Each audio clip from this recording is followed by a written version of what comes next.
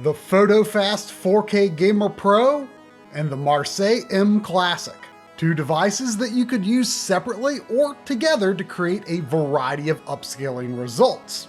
Would I ever use them for my personal use? No, not likely. But testing these devices has been an educational experience, which has taught me some things. Admittedly, we've turned our noses up at devices like these for so long that our judgments aren't really based on much direct experience. People ask us all the time, what would this look like with the mClassic? And when it comes to the 4K Gamer Pro, their website even addresses compatibility with the Retrode 5X, the OSSC, and the Mister, which is cool. And you know what? Even I'll admit that while testing, I found a handful of scenarios where I maybe sorta kinda liked what they did, but only a little bit. So let's just show these things for what they are and let the results speak for themselves. I'll still be giving my opinion, of course, but if you disagree, then I can assure you that you aren't alone, and you can judge for yourself whether one or both of these devices are useful for your own gaming setup.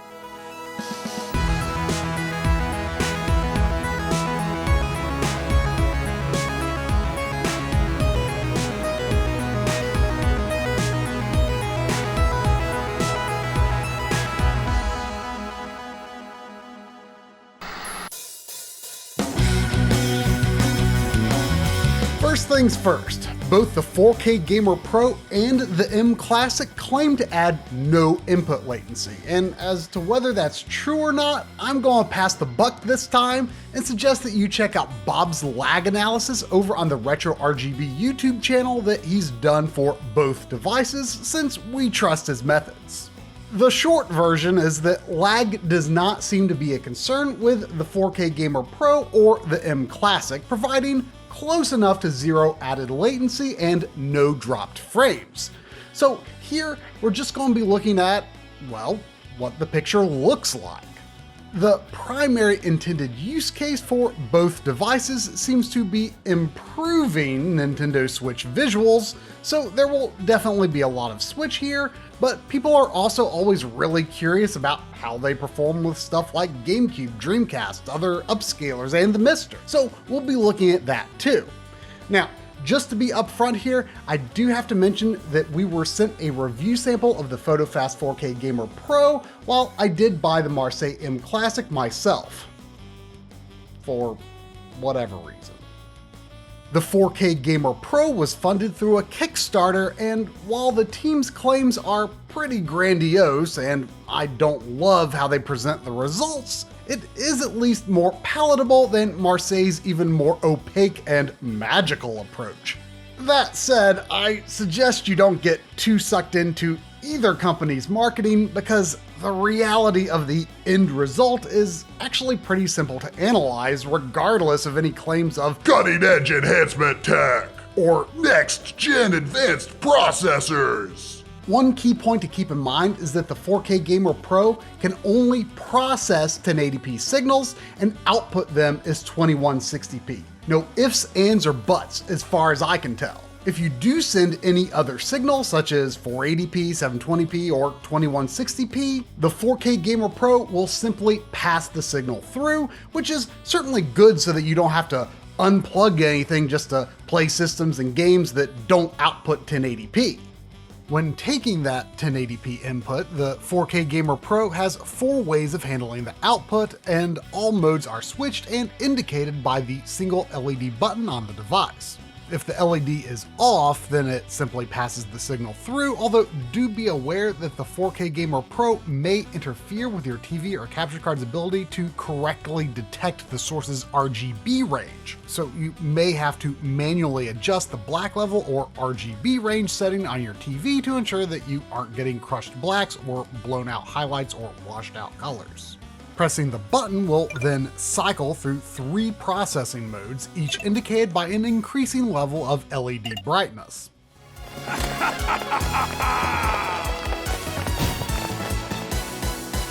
smell a new story. I agree with Bob's suggestion that pixel art, while likely not the primary intended use case, does show the most clearly what's going on here. And we are going to zoom in a bit pretty often in this episode to help show what's going on more clearly for those who aren't viewing this episode in 4K. Fundamentally, we're getting artificial sharpening that produces halo or ringing artifacts that essentially add thin light and dark outlines along areas of contrasting color to create the perception of a sharper image. However, I really can't imagine ever using this with a pixel art game. Actual vintage games through the Retrode 5X or the Mister have similar artifacts when processed by the 4K Gamer Pro. If I back off a bit and put things into perspective, I suppose the low setting doesn't necessarily go too far depending on the circumstances, so I can see how there might be an appeal in some retro gaming scenarios, but speaking for myself, it just feels like each step makes the pixels dirtier and dirtier. Look, I can appreciate a nostalgic, dirty composite video image every now and then, but this is not that. But hey, maybe you think that the sharpening artifacts aren't noticeable from couch distance, and that the tricks employed here tickle your eyeballs in a pleasing fashion. Unfortunately, there is no nearest neighbor scaling function, which, I mean, nothing else available right now really does that either, but why not? However, if you use some good settings for a CRT simulation effect, such as through the Retrode 5X here, then that filter actually kind of helps contain the 4K Gamer Pro sharpening effect and prevents it from doing anything too crazy. I'd be willing to entertain the idea of using the low or medium sharpening setting in this case, as it does actually look like a proper and clean 4K upscale of the intended effect. Going back to the Switch, what about 2D games that use HD artwork instead of pixel art? Okay, I'll admit, this isn't too bad. With the low strength setting, the artifacts aren't especially noticeable, and I do like the extra definition added to the tree and to the twinkle in our hero's eyes. Anything above that though, and the palm fronds start to look pretty aliased and the halo artifacts start to become a bit too much in certain areas. Let's zoom back out to the full screen view though. If you're viewing on a 4K screen and the compression isn't destroying the quality too much, do you think that the difference between the 4K Gamer Pro being disabled versus the low strength setting adds much? Personally, I wouldn't be thinking too much about how I wish the game were just a hair sharper once I got to playing, but I'll concede that maybe I also wouldn't be seeing the artifacts of the low strength settings, so the 4K Gamer Pro is maybe onto something in this case. You can't always expect things to work out as decently as they do in Monster Boy though. I couldn't decide whether to expect Hollow Knight's strong use of black and white alongside its muted color schemes to be a boon or a stumbling block for the 4K Gamer Pro. But each step up in strength has what I would consider a highly negative impact, particularly in regard to the character art.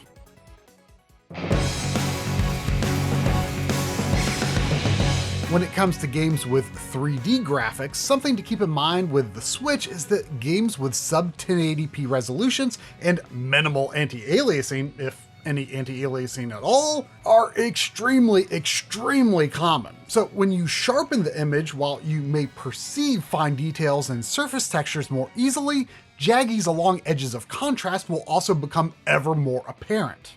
If you take a game with relatively effective anti-aliasing like Yoshi's Crafted World, artifacts seem to be less obtrusive in most areas of the image in a game like this, and fine textures on Yoshi's body become easier to see, but the aliasing becomes increasingly more apparent with the 4K Gamer Pro.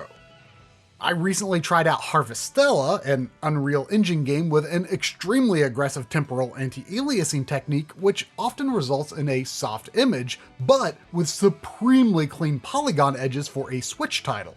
Similar to the earlier Retrode 5X CRT filter example, I think this demonstrates pretty effectively that the 4K Gamer Pro's sharpening effect works best with an image that is already highly processed, since, well, what harm could it do at that point? You get the benefits of a perceptual sharpening, while aliasing and sharpening artifacts remain at a minimum. Maximum strength, though, goes too far in every situation in my opinion, while low strength gets you most of the benefits with the fewest downsides. I've long been a hardliner about setting display sharpness to the neutral setting. That's usually 0 on most TVs, by the way. But this has helped me see that there can be a benefit to artificial sharpening in limited scenarios. If you take a system like the base PS4, where games are much more likely to have both solid anti-aliasing with a native resolution of 1080p, then the results can also be pretty palatable, as long as you don't go too far.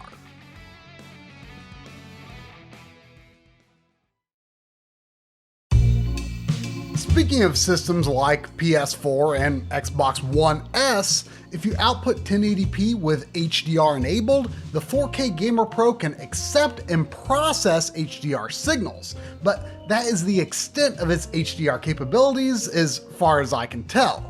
With the HDR label on the box and the appearance of some of the company's own examples, you'd not be off base jumping to the conclusion that the 4K Gamer Pro might convert SDR content to HDR, but that is simply not a thing that it does. When testing my Xbox Series X to see if the pass-through of HDMI 2.0 or 2.1 features is possible, the console suggests that all modes should be supported in the current video chain, but 4K at 120Hz will not display, and the signal drops constantly when VRR is engaged. And both features do work when the 4K Gamer Pro isn't in the mix. 4K at 60Hz does pass through just fine though, so if you only intend to use HDMI 2.0 features, then you can route your signals through the 4K Gamer Pro. But if you want to use HDMI 2.1 features, then those systems will need to bypass it. But all of this raises a very important consideration, especially considering that the 4K Gamer Pro is like $200 on Amazon, although it has a weirdly large coupon of $40 off that, at least during the time I'm producing this video. But the thing is, does the 4K Gamer Pro even do anything that you can't already just do with your TV's built-in settings? Well, the most interesting thing about all of this is that I learned something very unexpected as a side effect of these tests. As I just said, I've long had a hardline stance about using neutral sharpness on TVs. So I never really looked into the sharpness setting on the LG C1 OLED that I got back in the spring of 2022, other than to just reduce it to 0, until now. And the results are completely unexpected. As you can see, even the low setting on the 4K Gamer Pro in this particular scenario makes aliasing appear much harsher with visible halos outside dark edges. Yet even with the maximum sharpness on the TV, that's the TV all by itself on the second window from the left here, that's really not a problem there in any noticeable way at all. And whatever edge treatment is being employed actually provides a boost to edge clarity and reduced aliasing compared to neutral sharpness. I mean, what? It might seem naive, but I was so used to digital sharpening on TVs being, well, I mean, just like the sharpening on the 4K Gamer Pro with those halos and speckly aliasing, that it never even crossed my mind that innovation might have happened in that space. I mean, I asked our buddy John Linneman from Digital Foundry about this, and he was like, oh yeah, sharpness on the LG OLEDs is good now. Has been since the C9, and I use like 20 or 30 sharpness on the CX. News to me! So let me show you what I thought I was gonna see. Here's my older C7 OLED. It's the 2017 model. And well, yes, this is exactly what I expected to see and what I've always seen with boosted sharpness on digital TVs. It's especially easy to see the glowing, artificially sharpened edge around the black necklace string with sharpness set to max. And each step away from 0 brings you closer and closer to that. It's horrible. So let's now look at the 4K Gamer Pro on the same TV. So you see what I'm saying? It's very much the same type of behavior. And note that I'm only showing up to the medium setting on the 4K Gamer Pro, which isn't quite as heavy on the artifacting as 50 with the TV sharpness settings alone, but the bottom line is the 4K Gamer Pro isn't doing anything obvious that a 5 years old TV didn't already do with no need for additional accessories. If we go back to my newer C1, that's the 2021 model, and crank the TV sharpness back up to max, it makes it look like the Palico's fur is a bit more defined compared to the neutral setting. But if you do like the perceived extra sharpness of the 4K Gamer Pro, however, and aren't worried about the artifacts, then the newer TV method may not satisfy you. However, unlike the Luigi's Mansion 3 clip, I can spot a small amount of haloing under the shaded part of the foot on the right edge of the frame. I doubt I'd notice during regular play, but it's still probably not wise to go all the way up to 50. I need to play around with this a bit more and determine if I'm actually going to move away from my neutral sharpness comfort zone, or see if some setting more in the middle does something I like without any noticeable downsides. And if you want to see what max sharpness on the C1 plus maximum strength on the 4K Gamer Pro looks like, I mean, oof, I'd call this completely unplayable, but it's good for a laugh at least. So, alright, we've learned that the 4K Gamer Pro sharpening is not necessarily meaningfully different from old sharpening techniques that likely already exist in your TV. And I've learned that TV sharpening has actually evolved significantly in recent years, at least on some models.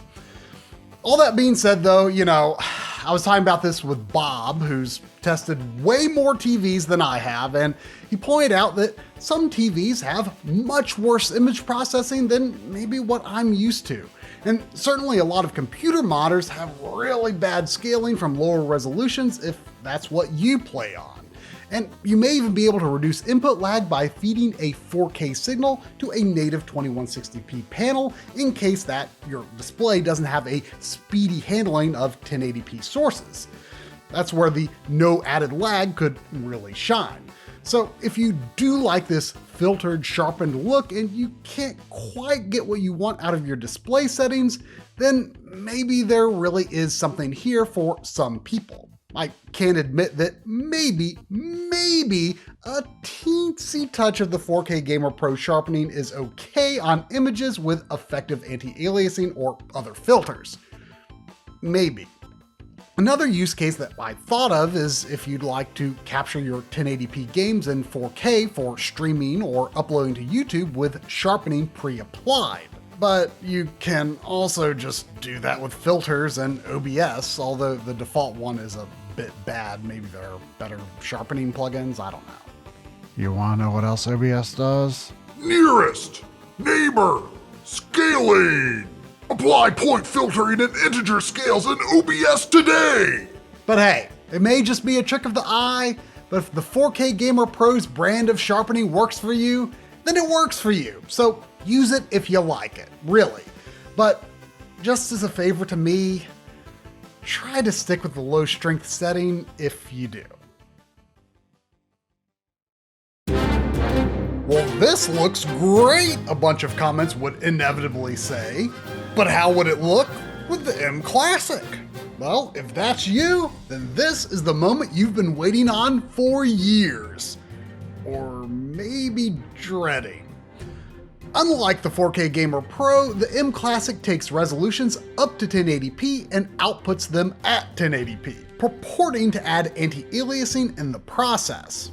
Marseille seems to think that it's okay to, just throw around the term 4K to improve their standing in search engines and on Amazon, but the reality is they can only upscale up to 4K 30, and that's only if the source is 30 Hz, which video game consoles just don't do.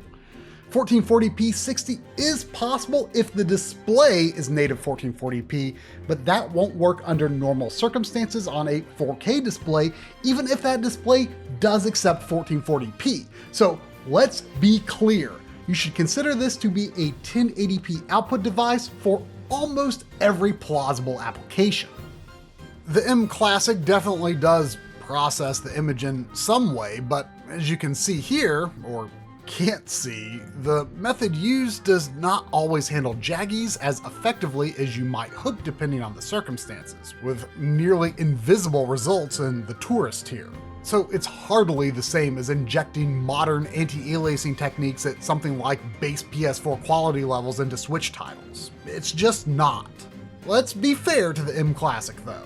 The most important thing that I think a lot of people don't understand is that the output resolution of the console and the internal rendering resolution of the game need to match in order to provide the intended results, which realistically is not going to be happening a whole lot on Switch, at least not in games with polygon graphics. Many Switch games do not run at 1080p, or they use variable resolutions. So it's good to look at something like Mario Kart 8 Deluxe or Super Smash Bros. Ultimate, both of which, according to Digital Foundry, run at 1080p with no anti-aliasing.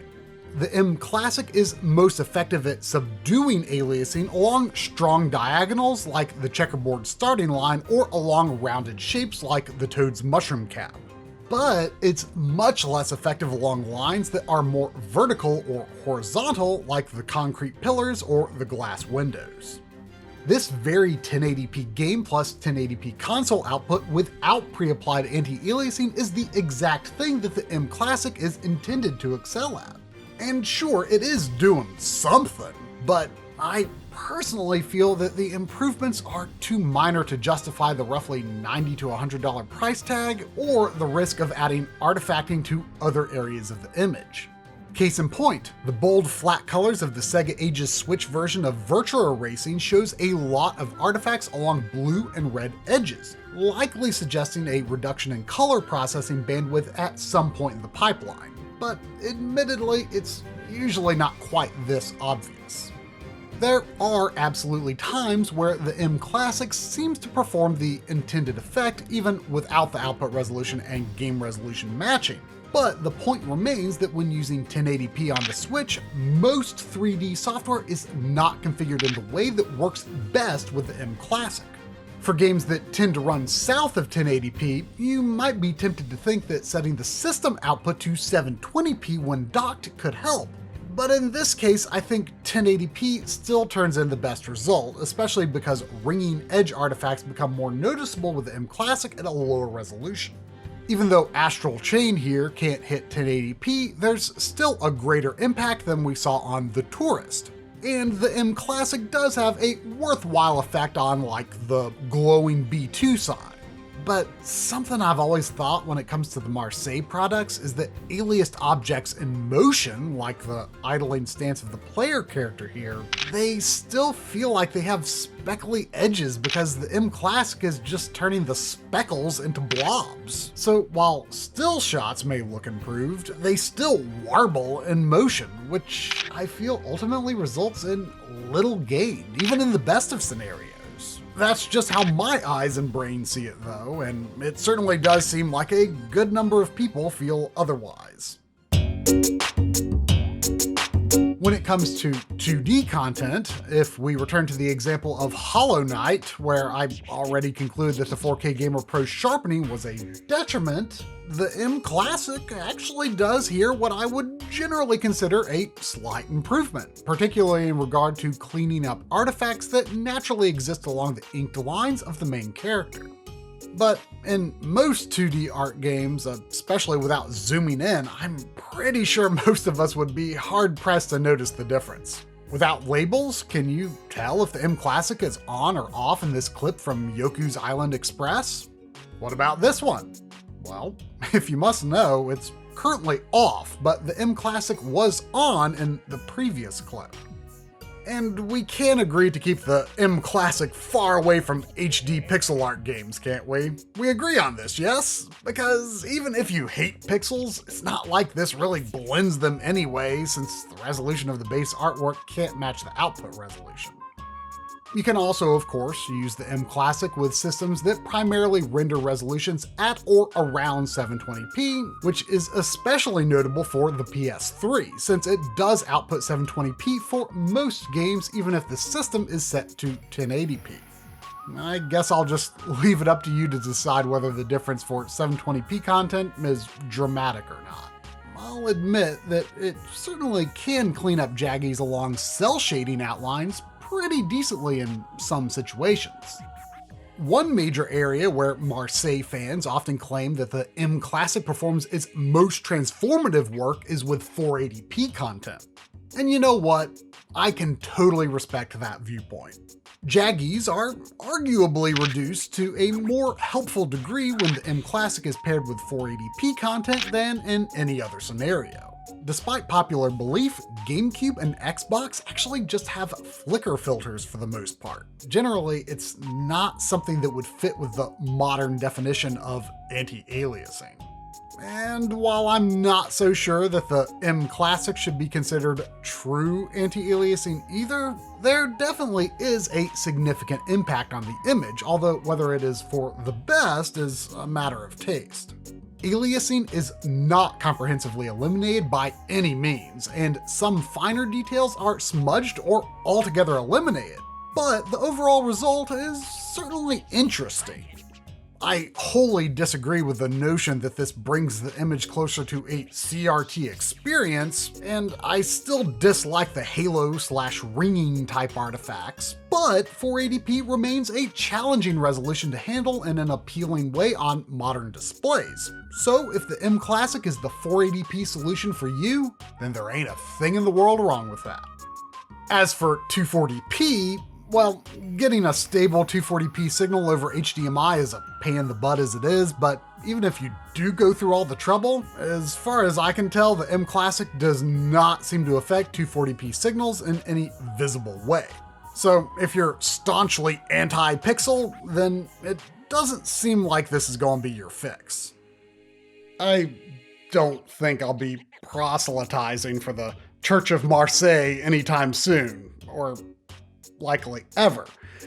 But I think it's totally fine to be enthusiastic about the mCable and the mClassic as long as you've taken an honest assessment of them that isn't colored by Marseille's marketing. They absolutely do what they're supposed to do on a very basic level, but for the most part, they're just not my type of upscalers. But hey, the fact that we've got two different devices that, if you think about it, take kind of opposing approaches to upscaling, sharpening versus smoothing, just goes to show that people disagree on this stuff, and that's okay. But I know what your next question is going to be. What if the 4K Gamer Pro and the mClassic were combined? Since the 4K Gamer Pro only takes 1080p and only outputs 4K, the mClassic must precede the 4K Gamer Pro in your video chain. Note that on all of these comparisons, I'm only going to be using the low strength setting on the 4K Gamer Pro because I just think that's as far as you should go. And you know, fine details like hair and fur do pretty well with just a touch of the 4K Gamer Pro sharpening. And roundish shapes usually perform decently with the mClassic, although the resharpening of everything can also serve to further highlight the areas the mClassic can't handle quite so well, like the lower part of the window on Kirby's house. Games with more painterly art styles can definitely hold up pretty well with the mClassic.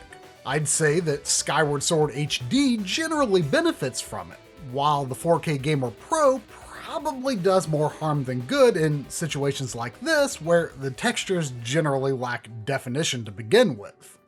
Xenoblade Chronicles 3 uses what seems to be a pretty elaborate and hefty image temporal reconstruction upscaling technique to bring the game up to par from a pretty low base resolution, and on its own it mostly works okay enough, although strange noise patterns can emerge on the ground or in other areas, so in this particular case further smudging or sharpening the image could risk exacerbating artifacts that already exist. So this is one example where I'm not so sure if my aforementioned advice of it not being so bad to add a bit more processing to an already highly processed image works out or not. Your call, I suppose. When it comes to something like the PS3, where most games will output 720p, you actually need something like the mClassic to convert the signal to 1080p before the 4K Gamer Pro can even sharpen it. So if you want to apply sharpening to PS3 games, then this is one way to do it. And actually the 4K Gamer Pro does let me record PS3 and the PlayStation TV over HDMI. Even if it's just in pass-through mode, so hey, another tool in the toolbox for that at least, even if there are cheaper ways to do the same thing. Ultimately, I feel that all this may only be worth experimenting with if you already have both the 4K Gamer Pro and mClassic, because otherwise that's nearly $300 that could have gone toward a much more robust retro scaler, emulation device, a graphics card with DLSS, or a 4K console like PlayStation 5 or Xbox Series X, all of which I think have a significantly bigger impact per dollar spent when it comes to maximizing the use of your 4K display. My philosophy when displaying and capturing games is generally to just present them as they are. But what is as they are? The truth is, there's no scientific formula to reaching that end. There are tools we can use, like the 240p test suite, to get closer to whatever we're aiming for, but there are points where people will always disagree. Should NES and Genesis be presented in composite quality, or does RGB get us closer to the ideal representation of the source? There is no definitively right or wrong answer to that, and things aren't always completely straightforward when it comes to capturing and displaying modern games either, such as how content that doesn't match the display's native resolution should be handled. And that's what this whole episode has been about, right? Digital displays have one native resolution, and content that doesn't match that could be handled in countless different ways. So the method that you use to achieve the final result can absolutely be flexible. Heck, I mean, pretty much every game released on 4K consoles today uses a huge variety of techniques to improve the final image, because the 4K canvas is so vast that a good solution to achieving a fine quality and clarity of picture is no longer about just rendering directly to the native resolution. I guess all I'm trying to say is that while I am unlikely to use the 4K Gamer Pro or the mClassic myself, you aren't necessarily wrong for seeing some sort of beauty in what they do. But just don't buy into the idea that they're magical solutions so that you can understand why you're choosing to use them. And I will say that this has been a useful exercise for me too, because now I'm more informed about, well, why I'm not using these. And I can also acknowledge that there are at least a few circumstances where the results do at least intrigue me. And I'll be tinkering around a little bit more with my C1 OLED sharpness settings as soon as I'm done here.